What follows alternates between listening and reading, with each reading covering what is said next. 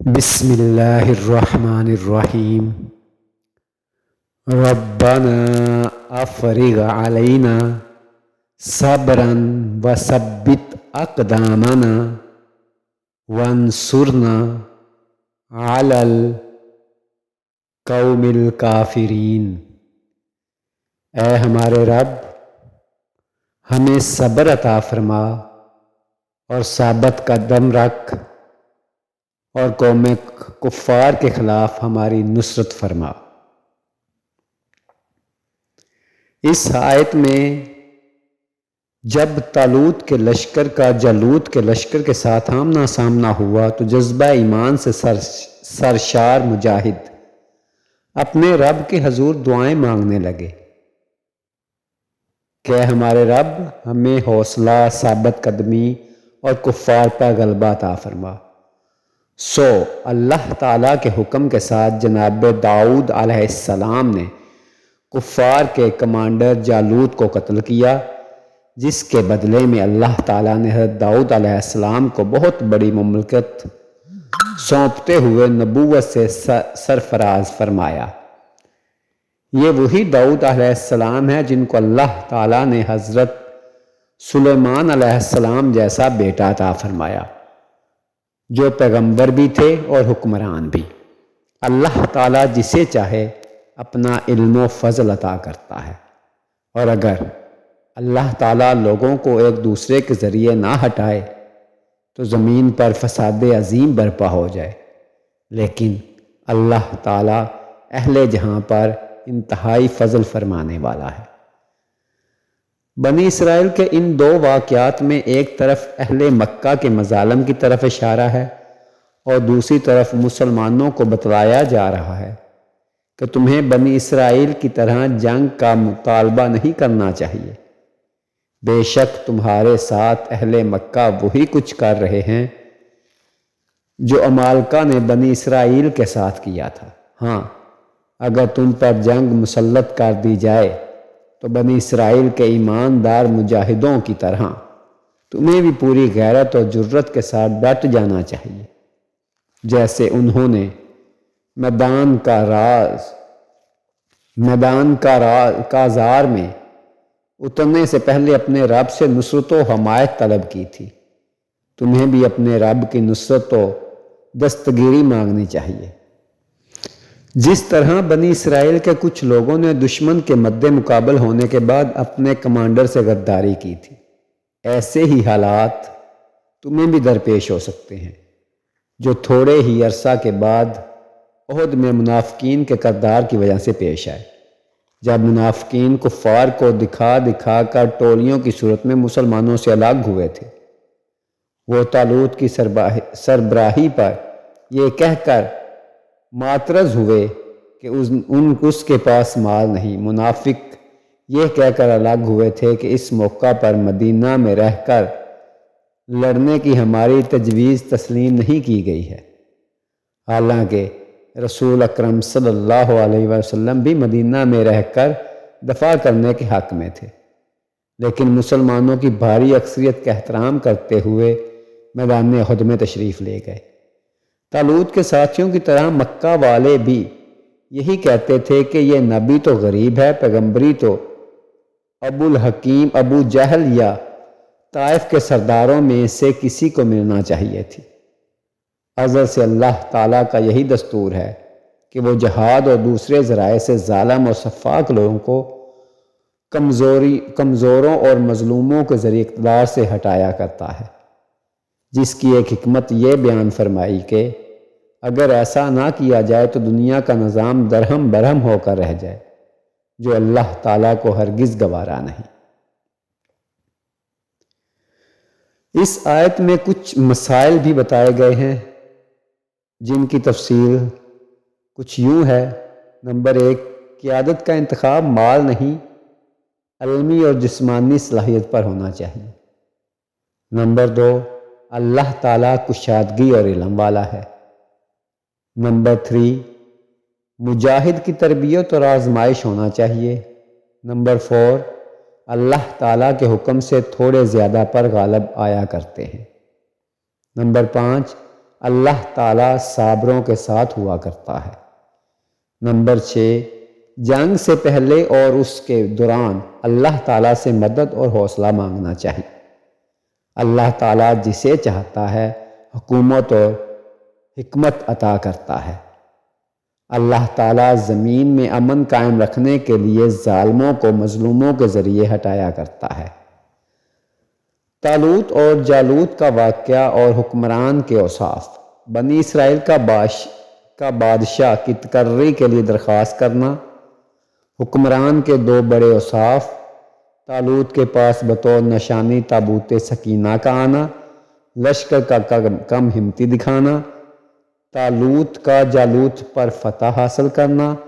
فتح و شکست کا معیار کثر و قلت سے نہیں ہے۔ سچی دعا وہ ہے جو سچی استطاعت عمل کے ساتھ ہو۔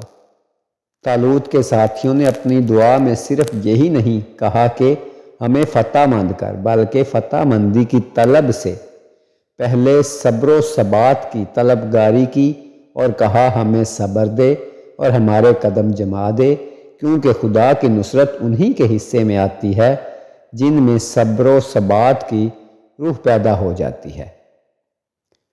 اس پر ان کی ہمت بڑھی اور انہوں نے جالوت کی فوج سے جنگ کی، اور داؤد علیہ السلام نے، جو بعد میں طالوت کی فوج میں آ کر شامل ہو گئے تھے اور جو ابھی نبی اور بادشاہ نہیں ہوئے تھے، جالوت کو قتل کر دیا اور بنی اسرائیل کو فتح مبین عطا فرمائی۔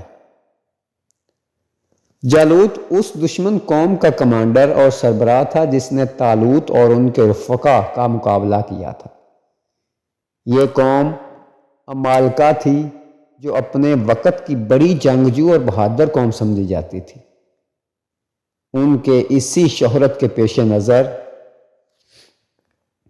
عین مارکہ آرائی کے وقت اہل ایمان نے بارگاہ الہی میں صبر و ثبات اور کفر کے مقابلے میں ایمان کی فتح و کامیابی کی دعا مانگی۔ گویا مادی اسباب کے ساتھ ساتھ اہل ایمان کے لیے ضروری ہے کہ وہ نصرت الہی کے لیے ایسے موقعوں پر بطور خاص طلبگار رہیں، جیسے جنگ بدر میں نبی کریم صلی اللہ علیہ وآلہ وسلم نے نہایت اہمی و واضری سے فتح و نصرت کی دعائیں مانگی، جنہیں اللہ تعالیٰ نے قبول فرمایا اور مسلمانوں کی ایک نہایت قلیل تعداد کافروں کی بڑی تعداد پر غالب آئی۔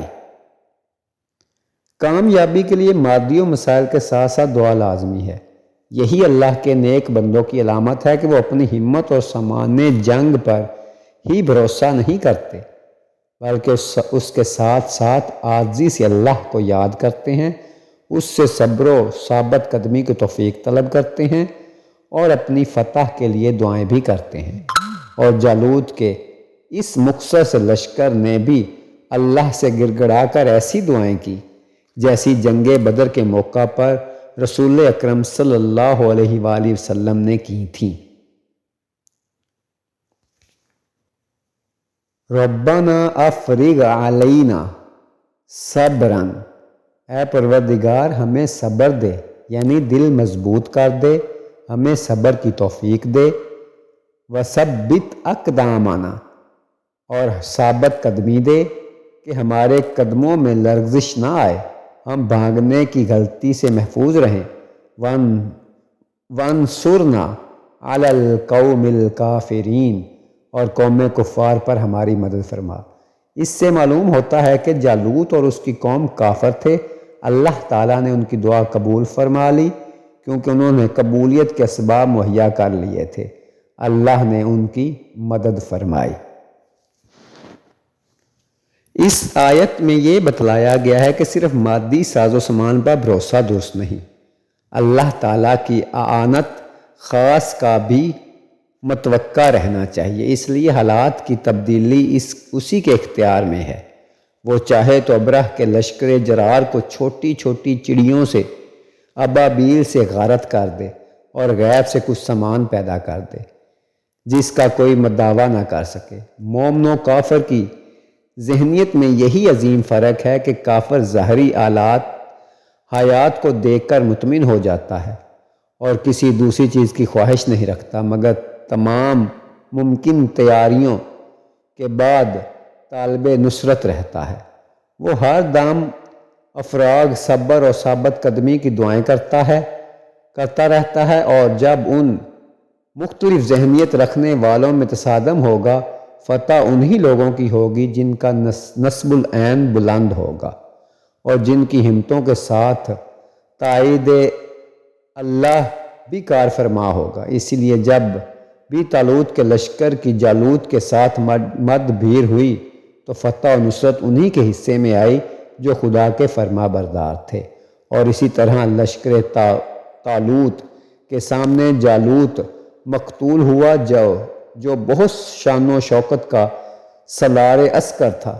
اس قصے میں جتنے نام آتے ہیں کوئی ضروری نہیں کہ بائبل ان سے متفق ہو، اس لیے قرآن حکیم بجائے خود اقوام سابقہ کی تاریخ ہے جس پر اس زمانے کے اہل کتاب نے کبھی کوئی اعتراض نہیں کیا۔